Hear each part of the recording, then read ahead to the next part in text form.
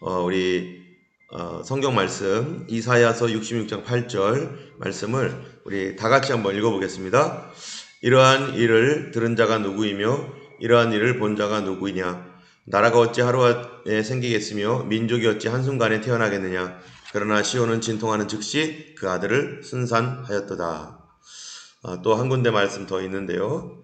에스겔서 말씀입니다. 에스겔서 28장 25절 26절 말씀 우리 사모님께서 한번 읽어주시면 좋겠습니다.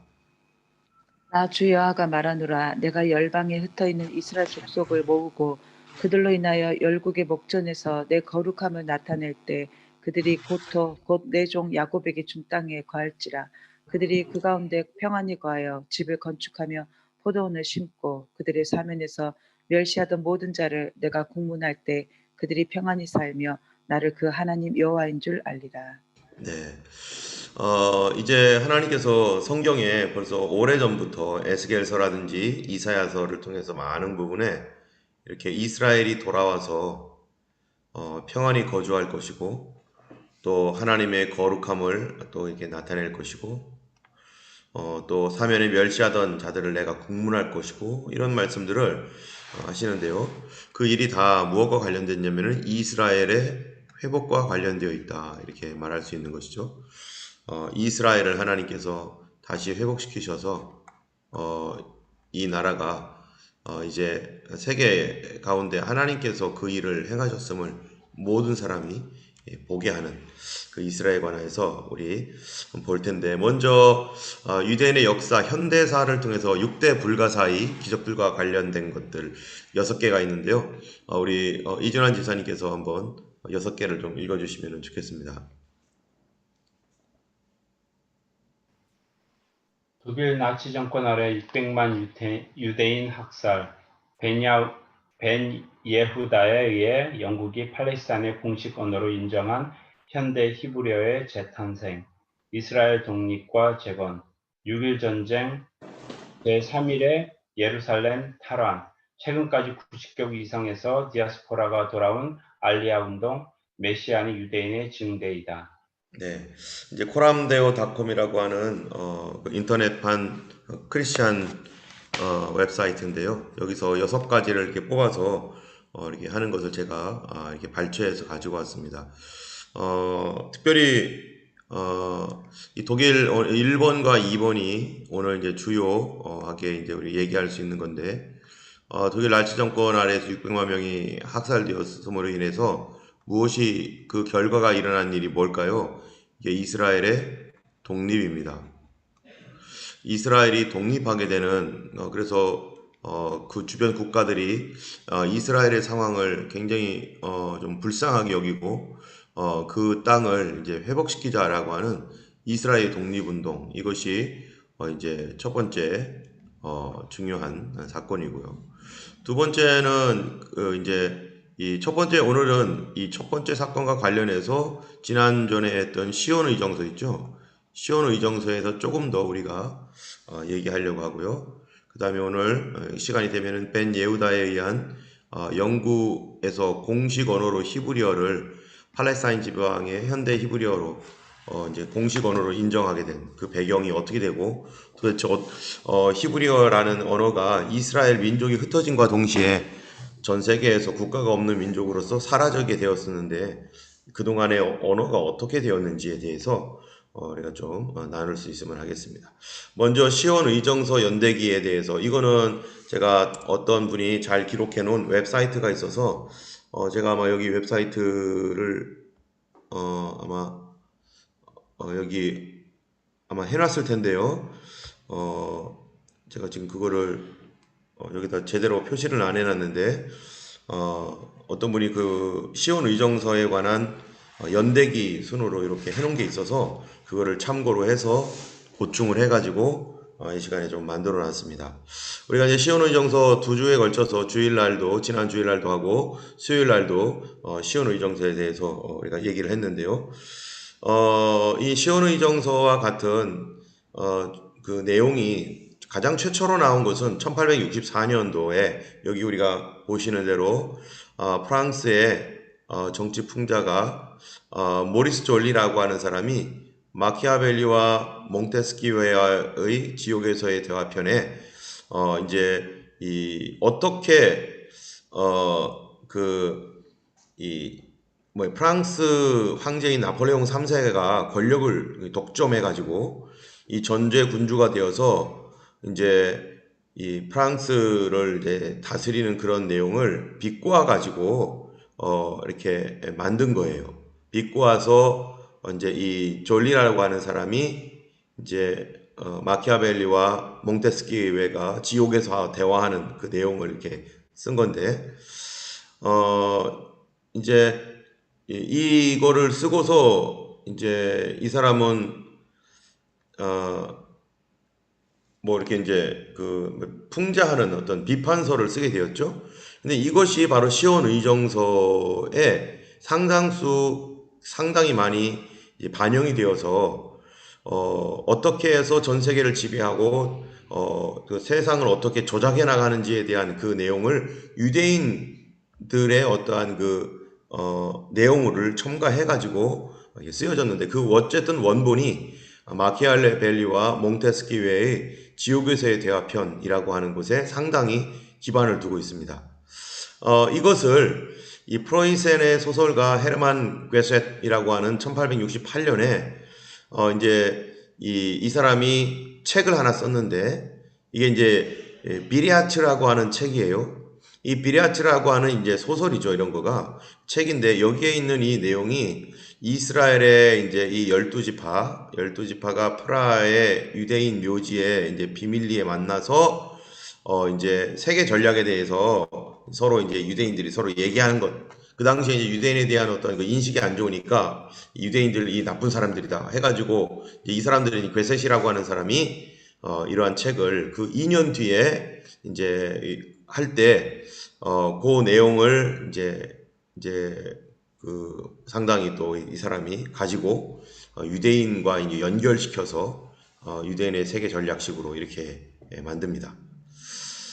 그러다가 이제 본격적으로 시온 의정서가 이제 확실하게 나오게 된 것은 이제 이제 하나의 이거는 이제 설인데요. 여기 보면 1897년부터 1899년까지 러시아에 이게 이제 프랑스 파리에 있는 러시아 비밀 경찰인 크라나라고 하는 이 해외 소속 담당 책임자인 표드르 라조프스키라고 하는 이 사람에 의해서 아마 이제 시온 의정서라고 하는 것이 만들어졌을 가능성이 있다. 그래서 이것을 러시아 비밀 경찰의 작품인데 유대인들을 이제 속이고 유대인들에 대한 격한 감정을 일으키기 위한 그러한 그 러시아 쪽의 조작이다. 이제 이렇게 해서 그 프랑스 파리 주재 러시아 비밀 경찰 세 사람이 여기 관료되어 있다고 이제 이렇게 보고 있어요. 그래서 골빈스키 좀 골이 폈죠. 그다음에 마나세비치 마누일로프, 표도르 라치코프스키 뭐 이런 스키스키 하는 사람들이 그렇게 이제 시온 의정서를 유대인들을 모함하기 위해서 만든 것이다. 비밀 경찰 러시아 공안 질서 수호국이라고 하는 비밀 경찰이 만드는 것이다라고 이렇게 이제 그들이 조작했을 여기 보면은요 가능성이 높다 이렇게 이제 그렇다라고 말 못해요. 가능성이 높다라고 하는 하나의 이제 설이 있다라는 것입니다. 이제 이 내용은요 몽테스키와의 대화잖아요. 다이얼로그. 이것과 이제 시온 의정서의 내용이 서로 어떻게 서로 유사한가 이런 내용들을 이제 비교해서 이렇게 제가 잠깐 보여드리는 건데요. 이제 뭐 이 힌두신 비시누의 신과 같이 우리가 이제 그 많은 팔이 있는데 이것처럼 조작을 해가지고 여론을 뉴스페이퍼나 뭐 이런 것들을 이제 가지고 사람들을 이제 속이고 뭐 하는 그런 내용이 마키아벨리의 이 대화록과 그다음에 시온 의정서와 상당히 유사하다라고 하는 것을 이제 비교해 놓는 것입니다. 여기도 계속 그런 내용이고요. 그러다가 이제 1903년에 시온 의정서가 이 러시아 신문 이게 배너라고 하는 거에 이게 이제 군대 용어 같은데요. 군기 뭐 이런 의미인 것 같아요. 그래서 이 러시아 신문에 이게 게재가 되면서 안티세미티즘 반유대주의가 이제 사람들에게 이제 러시아에 막 퍼지게 되는 것이고 이 반유대주의에 1903년에 뭐가 있었습니까? 이게 포그롬이라고 하는 이 유대인 학살 사건이 러시아에서 발생하게 되는 일이 있었는데 같은 해에 이런 일들이 있었습니다. 그러다가 1905년에 이제 러시아의 신비주의 작가 세르게이 릴루스라고 하는 이 사람이 있는데요. 이 사람은 이제 그 크리스찬 작가죠. 크리스찬 작가로서 영성 작가라고 말하죠. 이제 이 사람이 영성, 이제 영적인 어떠한, 그런 것들을, 이렇게 많이 이제 사용하는, 그런 이 영성 작가인데, 이 러시아 신비주의 작가가 여기에 이제 책을 하나 썼는데, 소수국가의 위대한 목표라고 하는 이 책에 적그리스도의 재림과 사탄의 지구 정복 부록편으로 시온 의정서를 여기다가 이게 이제 첨가를 했습니다. 그래서 이 사람이 이제 그 세르게이 네, 이 사람이 이제 세르게이 No, no, just 닐루스예요.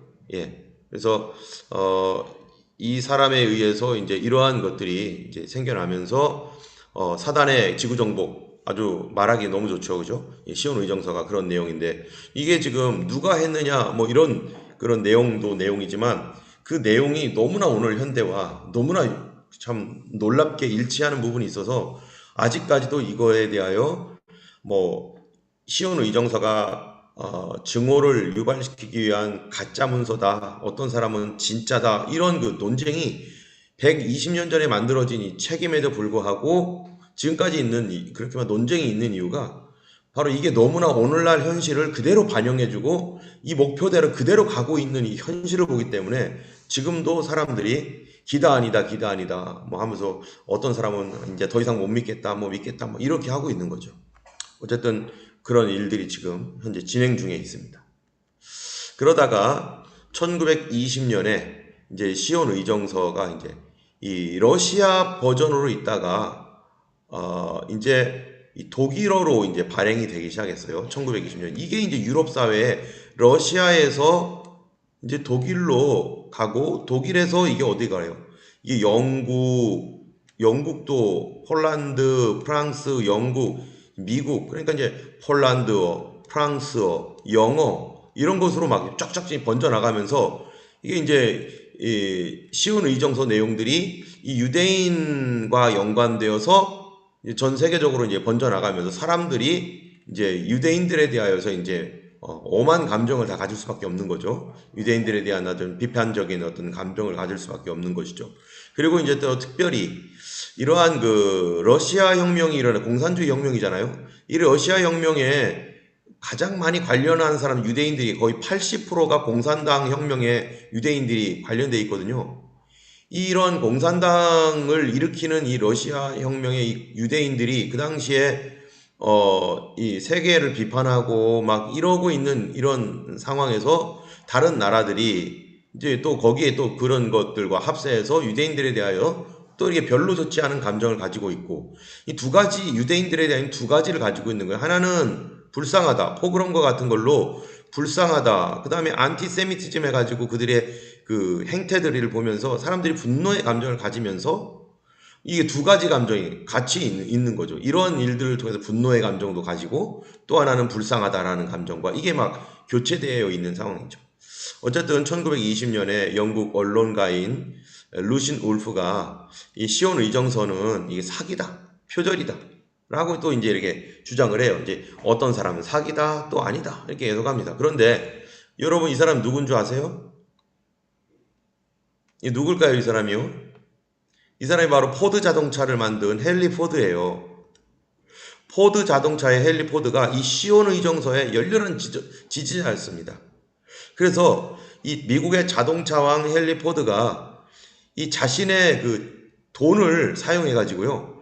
여기에 이제 뭐라고 했냐면 이 The International Jew, 이 국제 유대인이라고 하는 이러한 그 제목의 영어판 시온 의정서를 발행을 했어요. 그래서 이게 이제 유대인들에게 뭐 이렇게 막 전해주고 뭐 이렇게 하면서 이 사람이 이렇게 됐으면 좋겠다라고 하는 그 자기의 내적 표현을 이제 막 이제 자기 돈이 있으니까 막 이걸 막 찍어가지고 유대인들에게 막 우리 이렇게 하자 막 이런 식으로 한 거죠. 그런데 이 헨리 포드가 유대인인데 이 유대인인 헨리 포드가 이것들을 다른 유대인들에게 이제 전파하면서 뭐 록펠러라든지 또는 뭐 많은 그 카네기라든지 이런 그 많은 유대 자본가들이 있잖아요. 그 당시에 이미.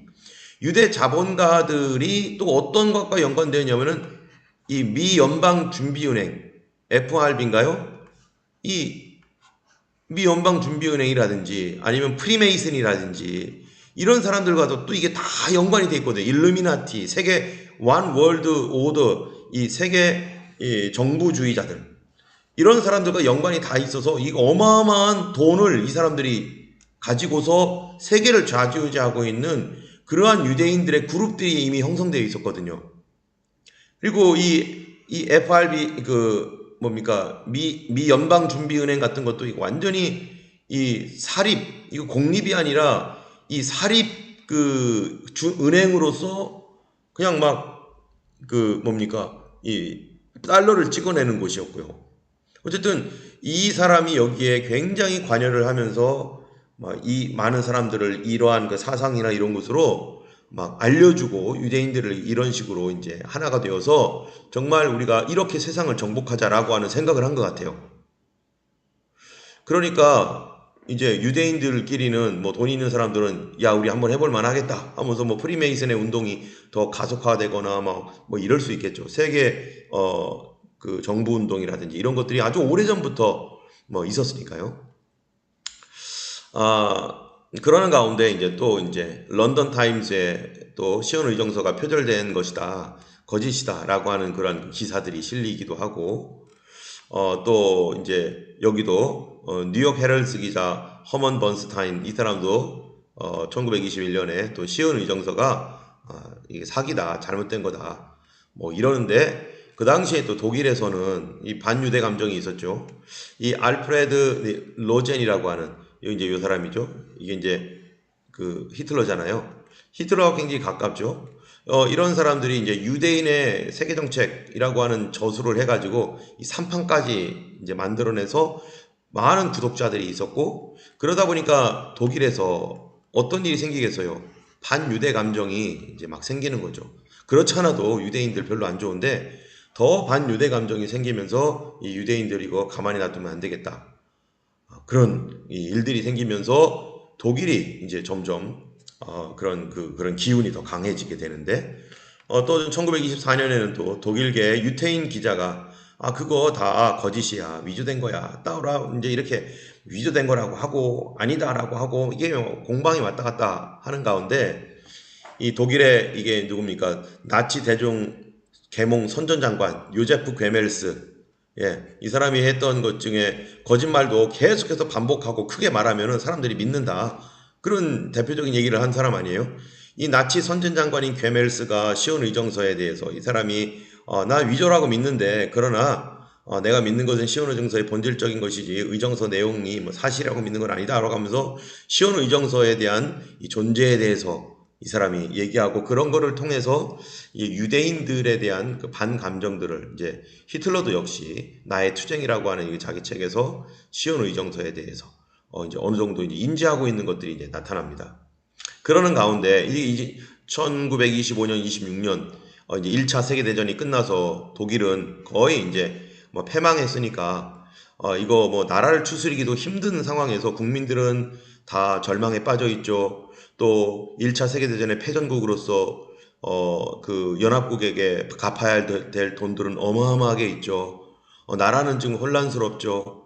그럴 때 국민적인 영웅이 필요한데 이 독일에서는 뚜렷한 사람이 없을 때 이 독일이 나치당이라고 하는 이 나치즘을 표방을 하면서 이제 독일 국민들을 이제 아리안족의 후손으로 세계 최고의 민족이다 하는 어떤 자긍심 불러일으키면서 이 갑작스럽게 이제 나치당이 독일을 구원하는 영웅으로 떠오르면서 이 히틀러를 거의 구세주로 보고 또 이 그 당시에 독일의 신학자들, 이 자유주의 신학자들이죠. 자유주의 신학자들이 이 히틀러를 다 서포트하는 그런 기가 막힌, 그래서 그를 구세주라고 말할 정도로 이렇게 서포트하고, 그 다음에 마르틴 루터의 지난번에 우리가 봤잖아요. 마르틴 루터의 그 유대인들에 대한 그러한 그 내용들을 차용을 해가지고 유대인들 600만 명을 죽이는 일을 나중에 이제 2차 세계대전 당시에 그렇게 하잖아요.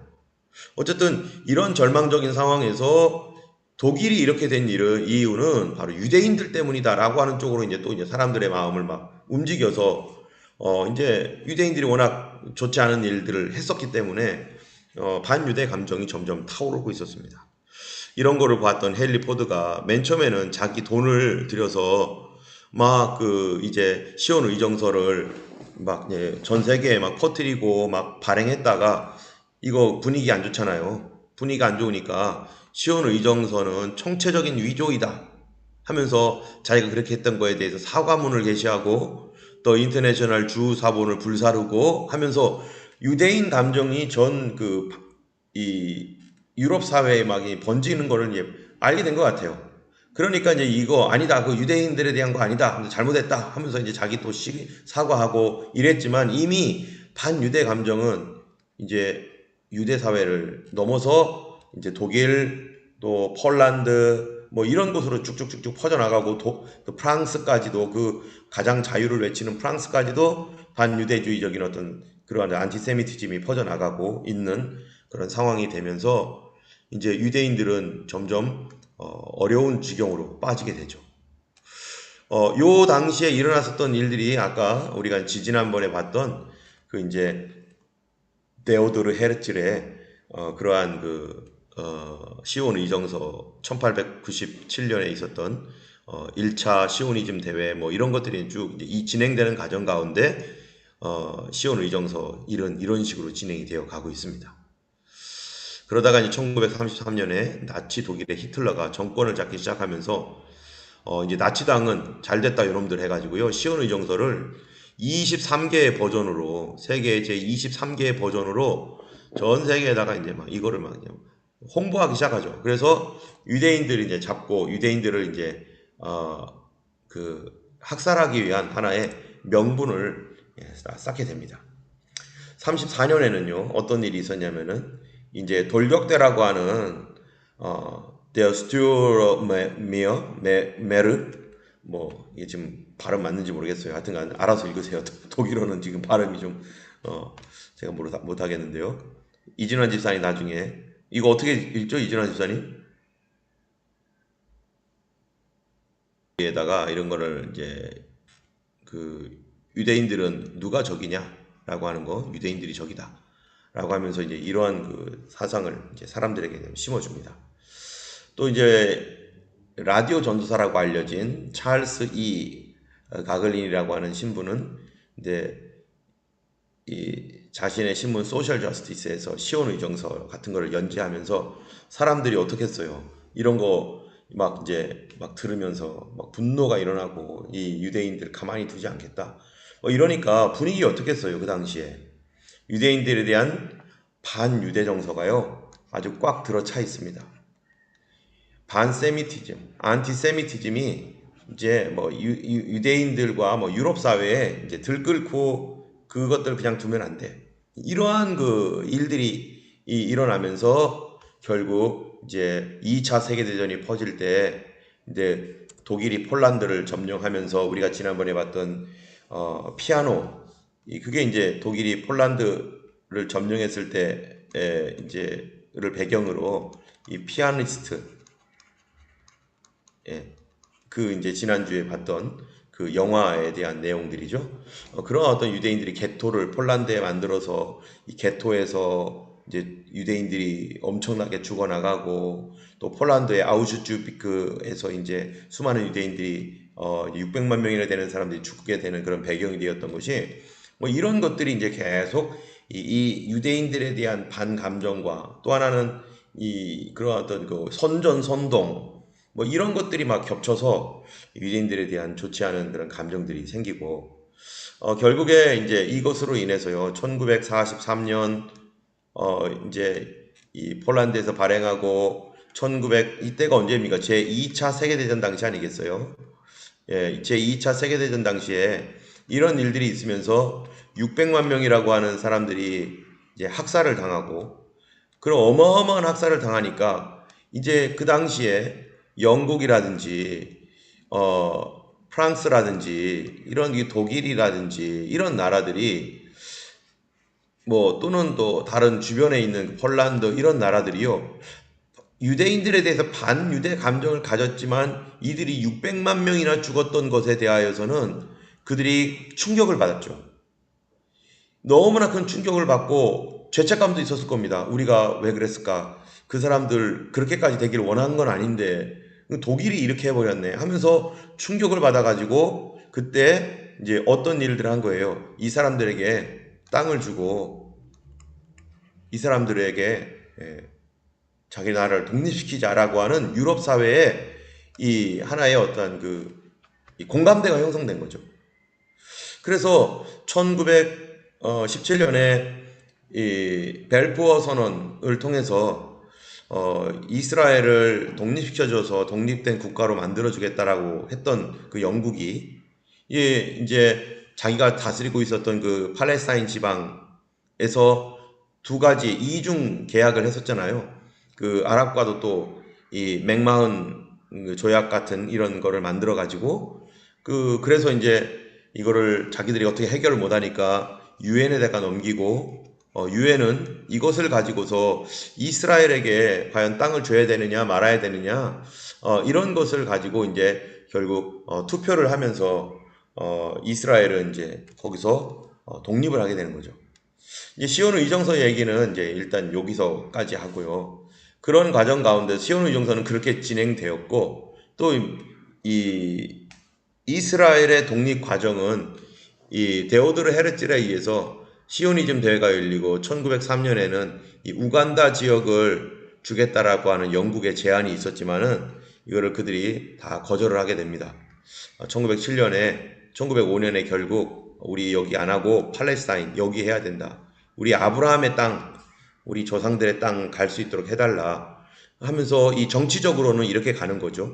아까 그거는 시온의 정서는 반유대 감정이 유럽 사회에 막 이렇게 번져나가면서 또 한쪽 이쪽에서는 유대인들의 어떤 시오니즘 운동이 유럽 사회에서 막 그냥 나름대로 뭔가를 하고 있는데요. 그 하는 일들이 굉장히 구체적이에요.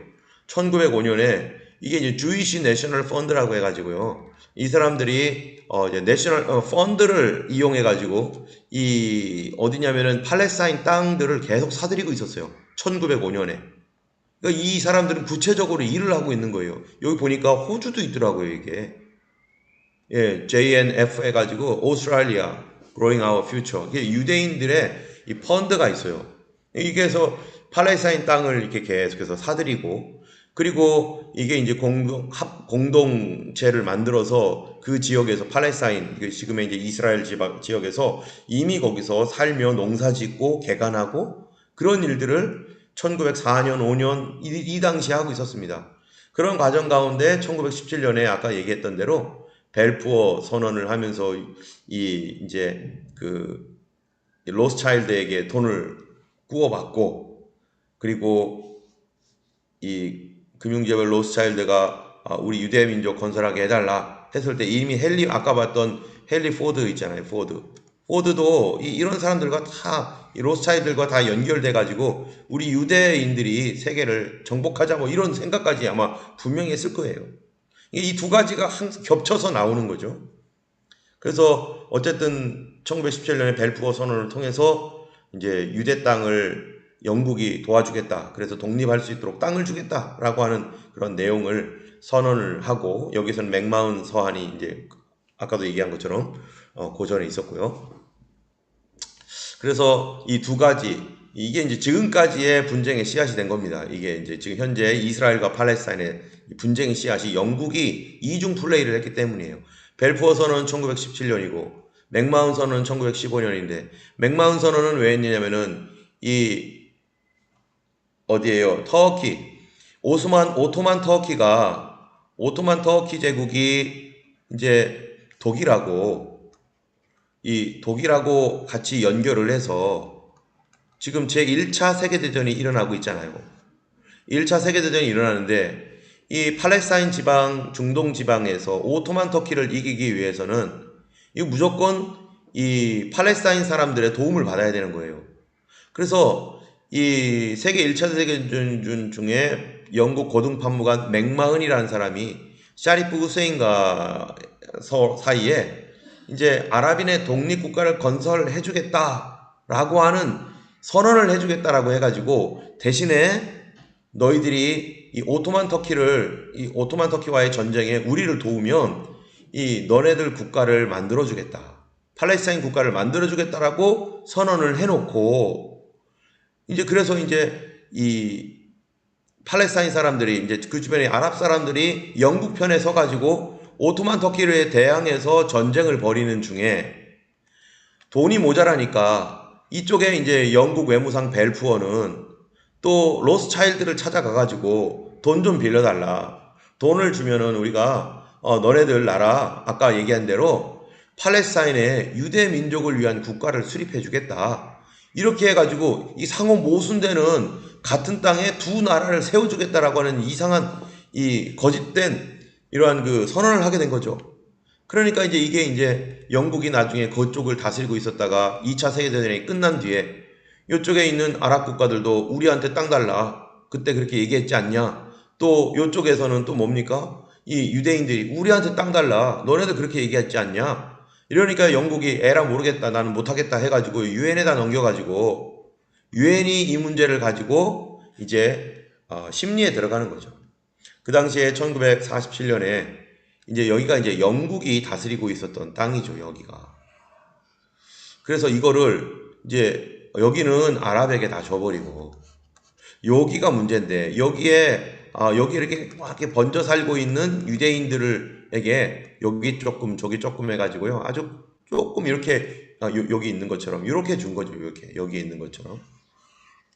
그래서 유대인들이 이제 예루살렘은 여기가 예루살렘인데요. 예루살렘 국제 도시로 만들고 여기는 유대인, 여기는 팔레스타인 이런 식으로 만들어서 이제 1948년에 이스라엘이 독립을 할 때 이제 독립하자마자 이쪽에 있는 아랍에 있는 사람들, 아랍에 있는 모든 국가들이 이스라엘을 없애겠다 해가지고요.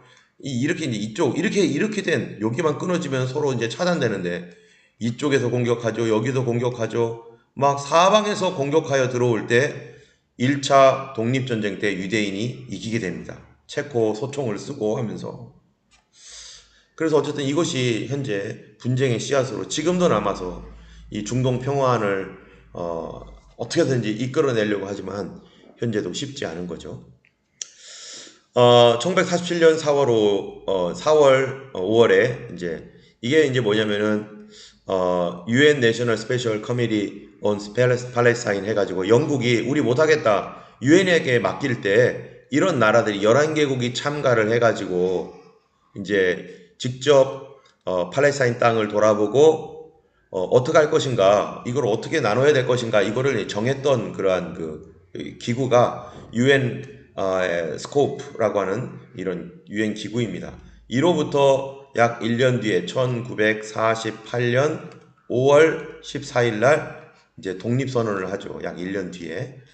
어쨌든 1년 전에 이런 것들을 이렇게 해서 준비를 해가지고 UN 총회에다가 요거를 보고서를 제출하고 이제 신탁을 공지하는 거죠. 신탁. 그래서 두 국가는 경제적으로는 하나의 연합을 구성하며 영국이 2년 더 관리한다 해서 맨 처음 이 분할안에 대한 지지를 미국이 하고요. 소련도 그 당시 합니다.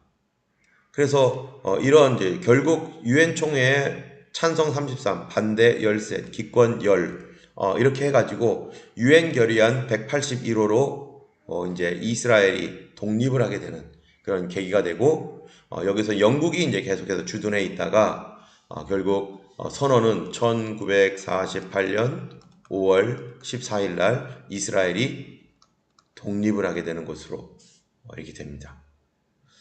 네, 이거는 뭐 그냥 그래서 이제 우리가 지난번에 봤던 영광의 탈출 있잖아요. 엑소더스 짠짠짠짠 짜자자자잔 우리나라의 옛날에 스카라 극장에서 했던 그 표를 제가 이렇게 캡처해가지고 이렇게 왔습니다. 어, 그래서 아까 읽었던 우리 말씀과 같이 이제 이렇게 이사야 66장 7, 8절이 있습니다. 우리 서지민 사님께서 한번 읽어주시면 감사하겠습니다.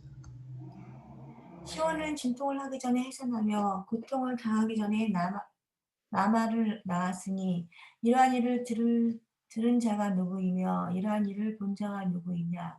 나라가 어찌 하루에 생기겠으며 민족이 어찌 한순간에 태어나겠느냐. 그러나 시온은 진통하는 즉시 그 아들을 순산하였도다. 네, 시온이요 진통하는 즉시 그 아들을 순산하였다 했는데 그게 나라가 독립이 유엔의 결의에 의해서 33대 아까 11이었나요? 이걸로 그냥 그것이 결의한 그날 그 순간에 끝나버린 거죠. 그 순간에 즉시로 이스라엘이 독립을 해버리게 된 거죠. 근데 여기는 시온은 그러나 진통이 있었죠. 예, 이 어떠한 진통이 있었습니까? 600만 명이라고 하는 이 어마어마한 학살이 있었고요. 그 일에 시온 의정서가 반유대 감정을 막 불러일으키는 것과 동시에 불쌍히 여기는 이게 되는 이러한 그 두 가지 차원의 막 이런 일들이 있으면서 유엔의 결의에 의해서 이제 없었던 2000년 동안 없었던 나라가 그런 과정에 의해서 생겨나게 되었고 모든 유럽 사회는 그것을 박수치면서 이제 환영했죠.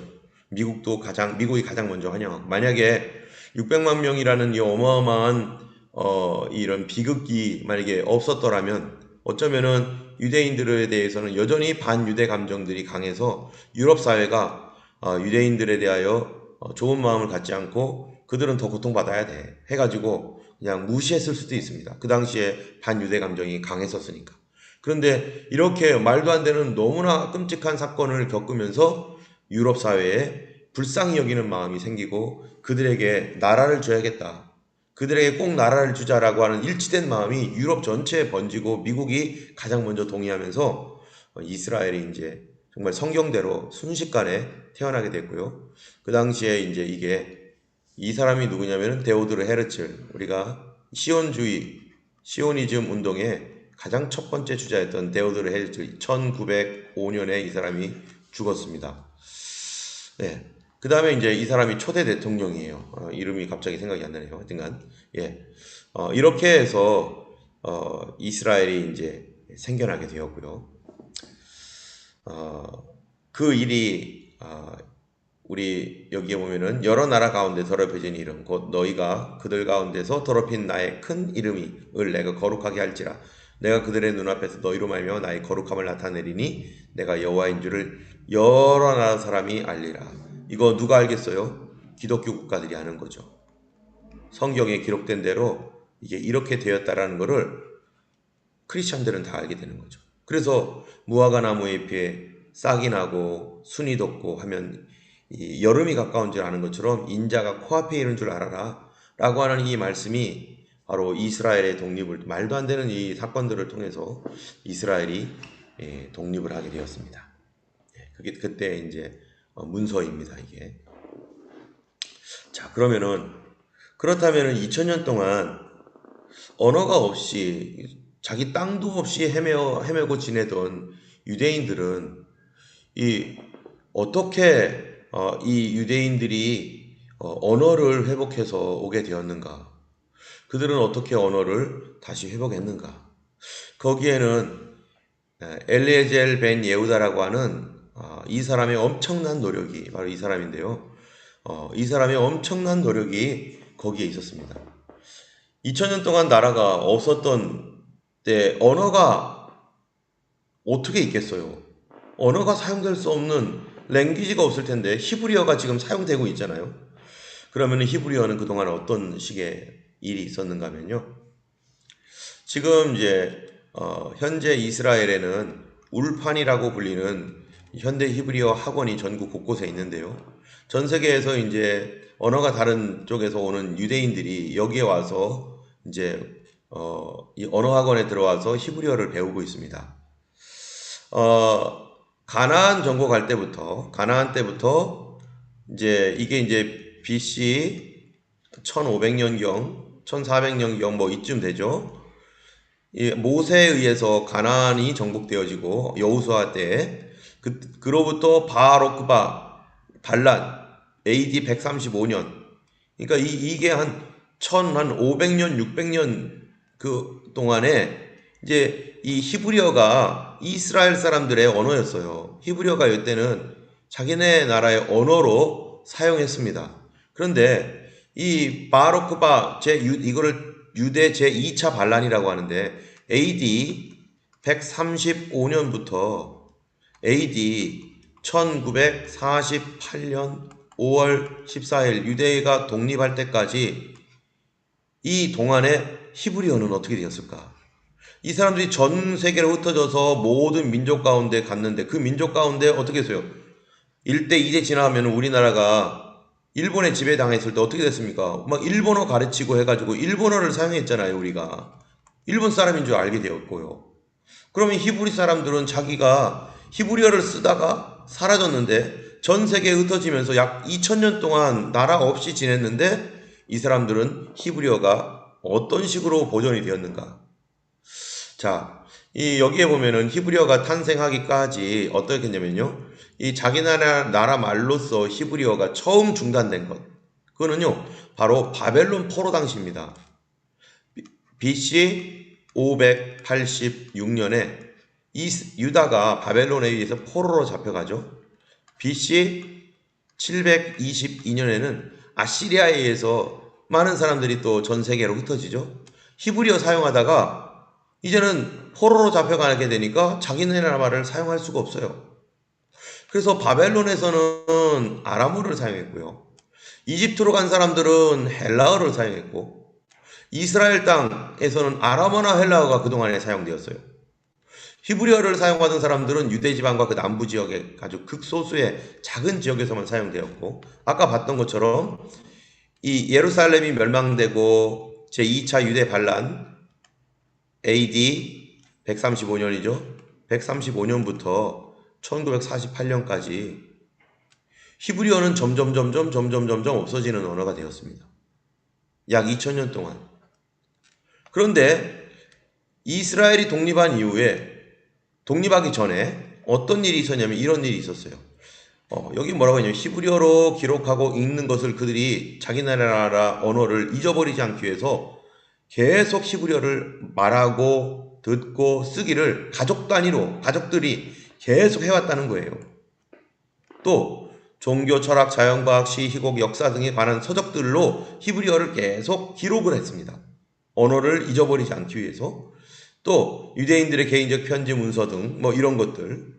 또 일부 사람들은 히브리어를 계속 말하기도 하고 안식일 날은 오직 히브리어로만 사용하고 이런 일들을 자기 조상 대대로 그거를 지켜온 사람들이 있었던 거예요. 자기 언어를. 엄청난 거죠, 이거는. 1대 2대만 지나면은 100년, 200년, 300년 지나면은 다 없어져야 될 언어를 계속해서 보존해 온 사람들이 소수의 사람들이 이거를 계속 보존해 왔다는 거예요. 또 그렇게 보존해 오다가 어떻게 됐냐면 19세기에 들어와서는요. 예루살렘에서는 히브리어가 그래도 사람들이 이게 사용했는데 독일 지역, 프랑스 지역, 독일 지역에 살던 사람들은 히브리어와 독일어가 섞인 이디시어, 이게 이제 이디시어로 된 포스터예요. 요게 이디시어를 사용하고 이디시라고 돼 있죠. 예. 또 아랍이나 스페인에 있었던 그 스페인계 유대인들은 세파라딤인데 이 사람들은 그쪽 언어를 사용하면서 섞인 언어를 막 사용하고 그러는 과정 가운데 이제 벤 예후다라는 사람이 이스라엘에 오면서 이제 히브리어를 그 당시에는 이디시어도 사용하고 정통 히브리어는 아니죠. 사람들은 그냥 두 가지 언어를 갖고 있는 사람들이 많은 거죠. 히브리어도 사용하지만 더 익숙한 언어는 자기가 영국 영어일 수도 있고 프랑스어일 수도 있고 독일어일 수도 있고 뭐 여러 가지 언어일 수가 있죠. 그런 가운데 히브리어만 사용하는 게 아니라 이런 언어들을 더 많이 사용했겠죠. 그래서 그러는 가운데 있는데 이 벤 예후다라는 사람이 이스라엘 지역 팔레스타인에서는 우리 히브리어만 사용하자라는 운동을 이 사람이 적극적으로 펴면서 이 사람이 의학을 공부하던 사람입니다. 그런데 이 오스만 터키 제국이 지배할 때 이스라엘 땅으로 1881년에 이주해 왔어요. 그리고 이 사람은 세 가지 모토를 가지고 있었습니다. 이쪽에서는, 다른 쪽에서는 이스라엘의 독립을 위해서 사람들이 애를 쓰고 있고, 그래서 1948년에 그 나라가 독립됐잖아요. 근데 이쪽에서 현대 히브리어를 탄생해서 우리나라 언어를 회복시키자. 이 언어가 세계적인 언어가 되고, 언어가 모국어로서 독일어나 영어나 또는 러시아어나 이런 언어가 아니라 우리 조상들이 사용했던 그 히브리어가 우리 언어가 되도록, 그러려면은 이 이스라엘에 있는 사람들이 다 히브리어 사용해야 될 거 아니겠어요? 그 일에 목숨 걸고 했던 사람이 바로 벤 예후다라고 하는 이 사람이에요. 만약에 이스라엘이 독립을 했는데 자기 언어는 영어로 쓸 수도 있었죠. 오히려 러시아어가 더 많이 써 있을 수도 있어요. 러시아어. 그러면은 이 사람들은 히브리 사람인데, 이스라엘 사람인데 언어는 러시아어예요. 뭐가 좀 이상하죠? 하나님께서 이 역사 가운데서 그렇게 하지 않도록 예전에 그 조상들이 사용하던 히브리어를 사용할 수 있도록 한 사람을 준비시켰는데, 그게 엘리에젤 벤 예후다라고 하는 사람이 거기에 목숨 걸고 최선을 다해서 그 일을 했던 거죠. 그래서 집에서 히브리어를 반드시 사용하자. 각 가정은.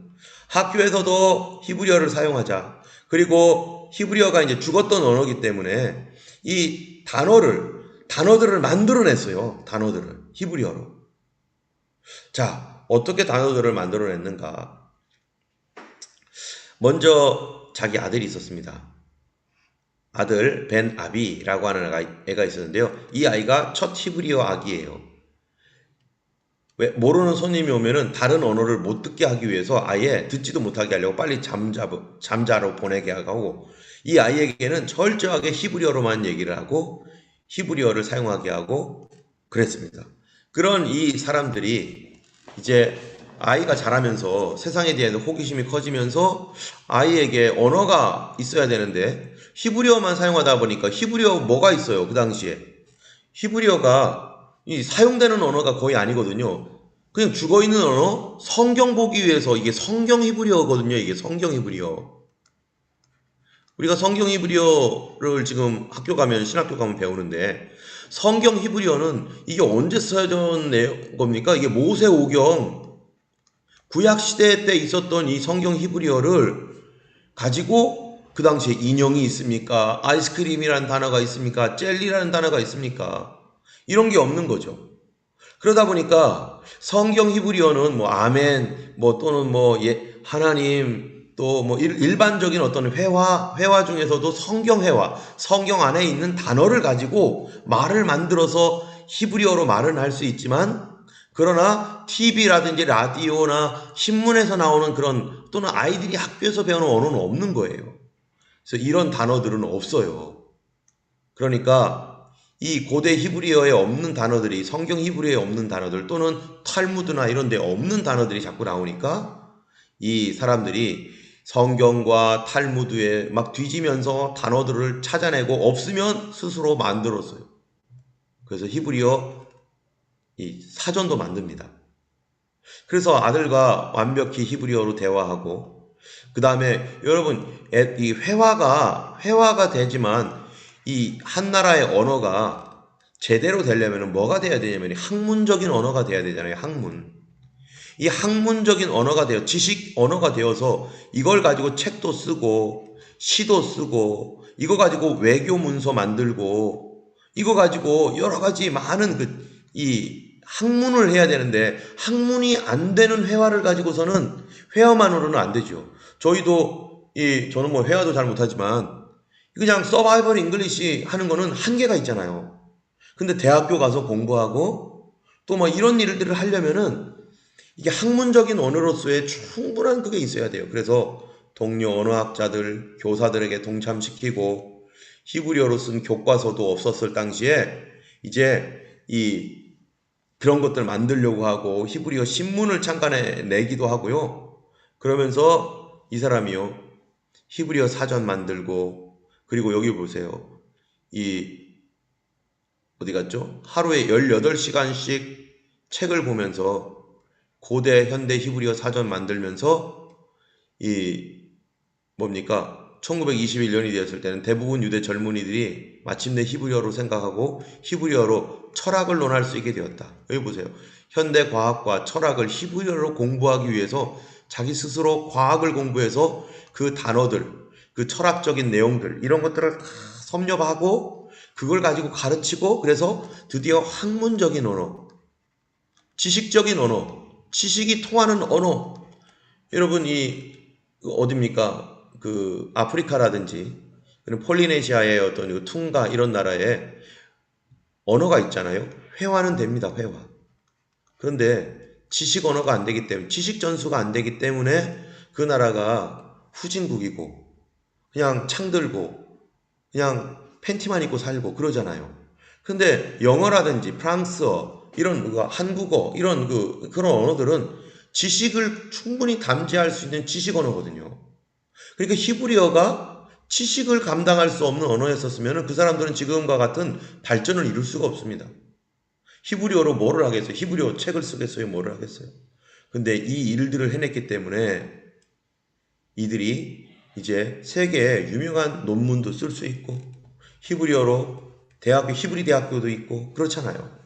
결국 이런 노력 끝에 1922년에 영국이요, 팔레스타인의 유대인들의 공용어가 바로 히브리어다라고 공식적으로 선언하게 되어서 이제 유엔에서도 히브리어가 공식 언어가 된 거죠.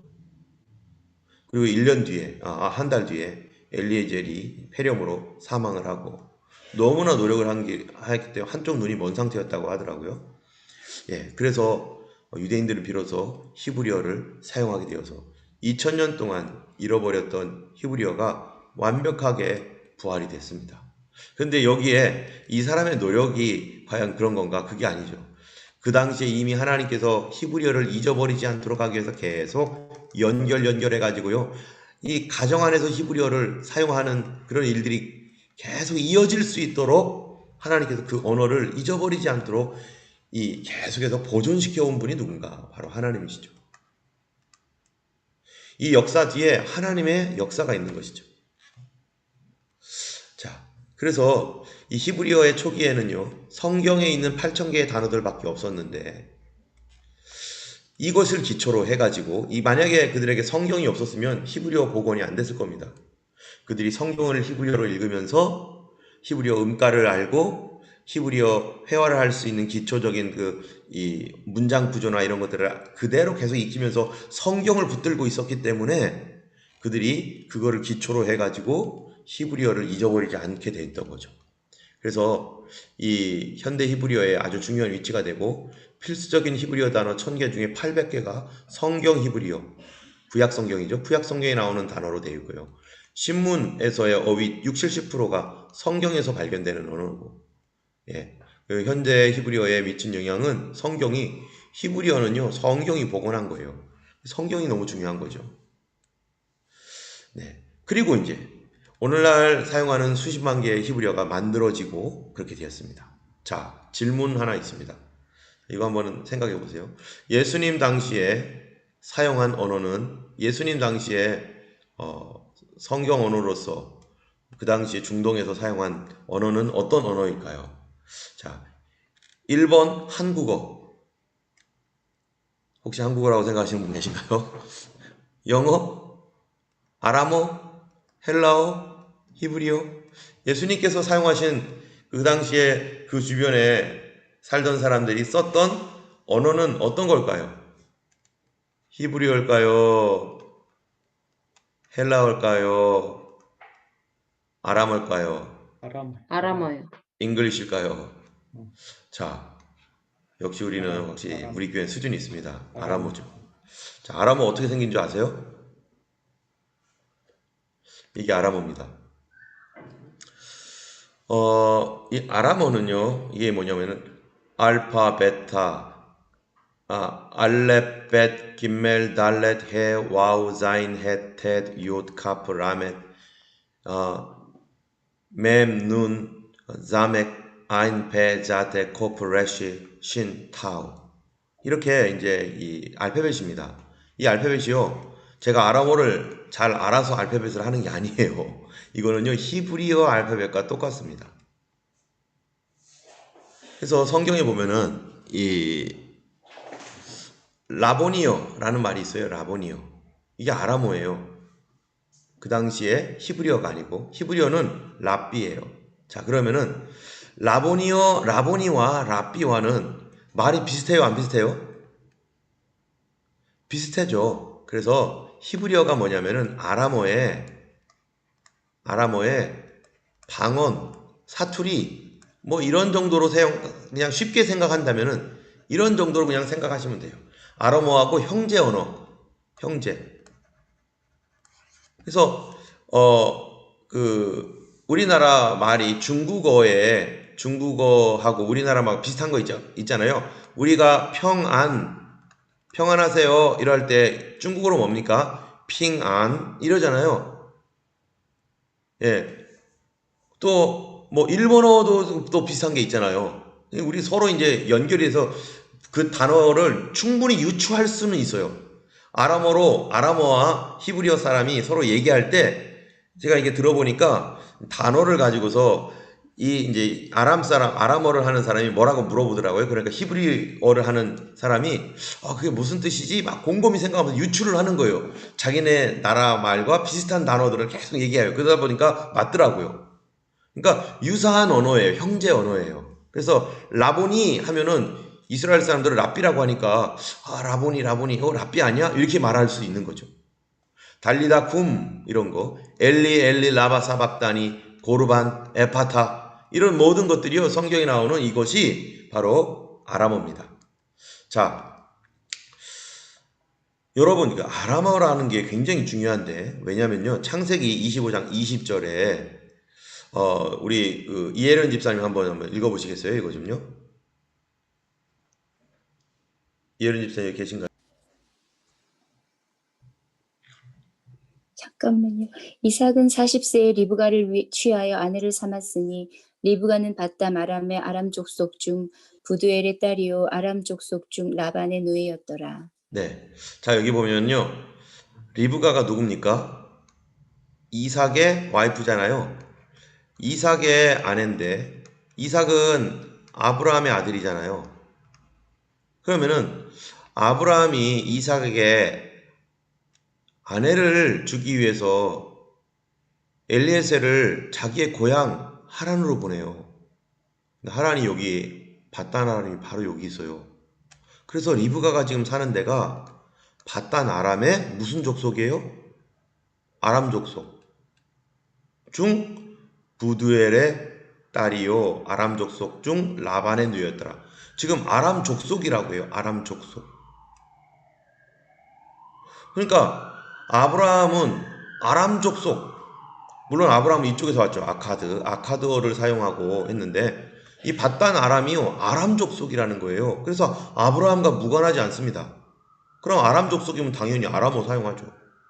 그러면 리브가 어느 나라 말 사용했겠어요? 아람어 사용하는 거죠. 아람어. 리브가가. 그런데 히브리어가 어떻게 나왔겠어요? 서로 아람과 이쪽 이스라엘이 오랫도록 떨어져 지내다 보니까 어떻게 되겠어요? 떨어져 지내다 보면 서로 교류 안 하면 언어가 조금 바뀔 거 아니겠어요? 그러니까 히브리어와 아람어는 유사한 형제 언어예요. 자, 신명기 26장 5절에 이렇게 고백을 해요. 우리 이경민 집사님 계속 좀 읽어주시겠어요? 네. 너는 또 내 하나님 여호와 앞에 아뢰기를 내 조상은 유리하는 아람 사람으로서 소수의 사람을 거느리고 애굽에 내려가서 거기 우거하여 필경은 거기서 크고 강하고 번성한 민족이 되었더니. 네, 여기 보니까 너가 누구겠어요? 이스라엘을 말하는 거죠. 이스라엘 너희들은 내 조상은 유리하는 아람 사람으로서. 그럼 이스라엘의 족속의 조상이 누구라는 거예요? 아람과 아람 사람이라는 거예요. 아람. 거기서 아브라함이 여기 있었잖아요. 아브라함. 그 다음에 이삭의 와이프 리브가 부두엘의 딸이니까 부두엘도 당연히 아람 사람, 아람 족속이에요. 그래서 그들이 아브라함이 여기로 와서 이제 베델, 브엘세바 뭐 이런 데서 이제 이게 이스라엘에서 거하다가 그 다음에 어디로 갔어요? 이집트로 갔어요.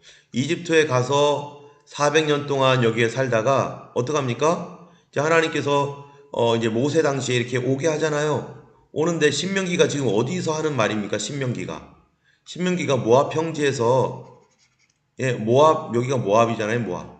모압 평지에서 이스라엘 백성들에게 설교할 때 너희 조상 유리아는 아람 사람이잖아. 이렇게 말했어요. 그러니까 이 아브라함은 아람 족속이라는 거예요. 아브라함. 이스라엘이 아람과 굉장히 이 혈통적으로 굉장히 큰 관계가 있는 거죠. 또 보세요. 열왕기하 5장 1절에 보시면은 우리 서지미사님이 한번 읽어주시겠어요? 아람 왕의 군대 장관 나아만은 그 주인 앞에서 크고 존귀한 자니 이는 여호와께서 전에 저로 아람을 구원하게 하였음이라. 저는 큰 용사니 문둥병자더라. 아람이 이제 여기 있잖아요. 그 다음에 바로 밑에 뭐가 있냐면 다마스커스가 여기 있어요. 그리고 위에는 아시리아가 있어요. 이 아람은요, 이쪽에 이스라엘도 물론 그렇지만 아주 중요한 요충지라서 이 사람들은 상업을 잘해요. 상업하는 사람들인데요. 어쨌든 이 아람의 장군이 나아만이었어요. 그러니까 이제 이스라엘과 아람은 이제 서로 이제 따롭게 이제 떨어져 있는 거죠, 이제. 그래서 이스라엘은 이스라엘로서의 그 국가적인 어떤 민족적인 정체성을 가지고 살고 있고, 형제였던 아람은 아람대로에 살아가면서 여기서 아람어와 히브리어가 서로 이렇게 이제 나뉘어지는 거죠. 유사한 말은 되는데, 이제 언어 순서는 같은데 단어들을 발음하는 게 다르겠죠, 그죠? 랍비를 라본이라고 하질 않나 그런 식으로. 또 열왕기하 18장 26절에 아스리아가 공격해 들어와서 이 누굽니까? 이 히스기야 왕에게 왔었을 때 랍사게가 말하는 내용입니다. 우리 지혜영 은사님께서 한번 읽어주시겠어요? hilki야의 아들 엘리야김과 셈나와 요아가 랍사게에게 이르되 우리가 알아듣겠사오니 청컨대 아람 방언으로 당신의 종들에게 말씀하시고 성위에 있는 백성이 듣는데 유다 방언으로 우리에게 말씀하지 마옵소서. 네, 여기 보니까 여기에 그러니까 유다의 장군이요.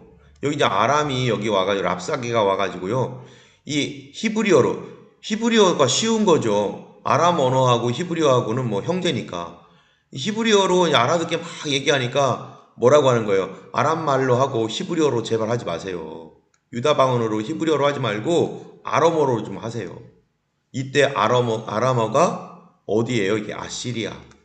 아수르가요.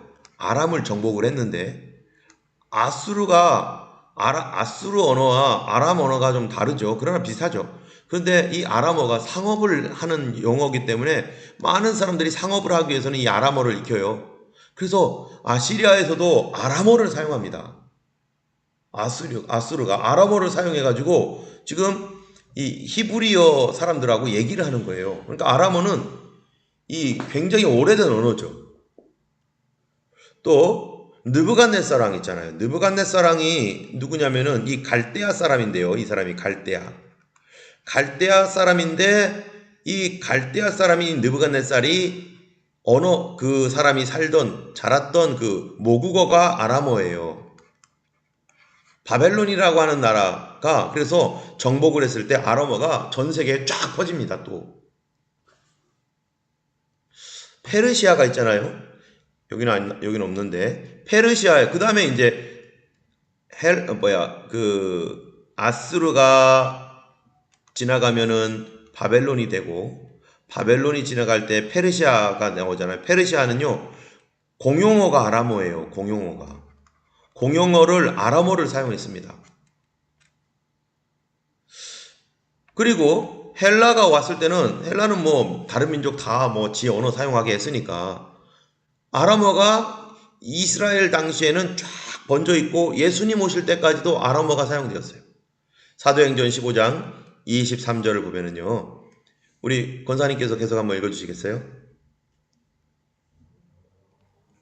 그 편에 편지를 붙여 이르되 사도와 장로된 형제들은 안디옥과 수리아와 길리기아에 있는 이방인 형제들에게 문안하노라. 예, 여기 보면은 안디옥이라고 있잖아요. 안디옥. 안디옥인데 바로 밑에 뭐라고 했어요? 아람 수리아라고 써 있죠. 길리기아 다소 다 여기에 있어요. 여기에 사용된 언어가 아람어예요. 그러니까 이 사도 바울 어떤 언어 사용했겠어요? 사도 바울은요. 아람어를 사용할 수 있는 사람이었고요. 또 사도 바울은 히브리어도 사용할 수 있었고 사도 바울은 헬라어도 할 수 있었고 어쩌면 사도 바울은 라틴어까지 할 수 있었을지도 몰라요. 이 사람 뭐 4개국어는 아마 했을 겁니다. 그러니까 이 아람어가 안디옥과 수리아와 길리기아 이 아람 수리아를 이 안디옥 여기가 바로 아람어의 본고장이고 아람어가 이렇게 사용되었고 예수님 당시에도 사도 바울이 사용했을 때 이랬으니까 예수님 당시에도 여기가 다 아람어 지역입니다. 그리고 동시에 히브리어도 사용했죠. 왜냐하면 사도 바울도 히브리어를 배웠으니까. 히브리어는 누가 사용합니까? 글씨를 아는 사람. 글씨를 아는 사람은 히브리어를 사용하죠. 왜냐하면 성경을 읽어야 되니까. 성경을 공부하려면 무조건 히브리어를 해야 되니까 그래서 지식인들은 히브리어도 사용하고 아람어도 사용하고 게다가 헬라어도 사용하고 백성들은 아무것도 못하는 거죠. 아람어만 사용했죠. 자, 그래서 예수님 당시는요, 성경을 읽으려면 히브리어를 읽고, 그 다음에, 사용하는 언어는 아람어와 또 헬라 지역이니까 또 아는 사람도 헬라어도 사용하고 그렇게 했습니다. 자, 이 언어, 지금 54분인데요. 이제 언어가 어떻게 되었고, 뭐 이런 부분들은요, 이제 다음번에 하면서, 어디까지 나가야 되나? 네. 예, 다음에 계속해서 그러면은 이제 이 언어가 이 히브리어가 어떤 식으로 만들어지고 어느 아람어하고 어떻게 어떻게 보이는가 이런 부분들을 우리가 좀 다음 시간에 이렇게 하기로 하겠습니다. 아이고 뭐가 벌써 넘어가지? 네, 오늘은 여기까지 하고요. 우리가 그 하나님의 그 역사하심이라고 하는 것 그런 부분들은 왜 제가 지금 아람어 얘기를 했느냐면은 아람어 얘기를 한 이유가 뭐냐면요. 현대 히브리어를 만들 때 이 히브리어와 그 아람어가 유사하기 때문에 성경에서 8,000 단어를 가지고 와서 히브리어를 사용했지만 시간이 흐르면서 수많은 언어들이 생겼으니까 그 언어들을 이 아람어 탈무드라든지 그 당시에 계속 그 이후에도 계속 사용되었던 이 아람어 책에서 히브리어 단어들을 계속 보충을 하면서 이 아람어가 현대 히브리어를 만드는 데 있어서 성경과 함께 굉장히 중요한 역할을 했기 때문에 요 얘기를 지금 참고 삼아서 이렇게 해드린 거고요. 또 이것도 우리가 또 이 성경을 읽는데 여러분이 성경을 이해하는데 많은 예수님 당시의 어떤 언어적 배경을 이해하는데 도움이 되었을 것이라고 생각이 됩니다. 네, 오늘 여기까지 하고요. 우리가 잠시 소회의실에서 한 5분 정도만 여러분들 서로 좀 이야기하고 그 다음에 돌아와서 우리 마치는 걸로 할 텐데요.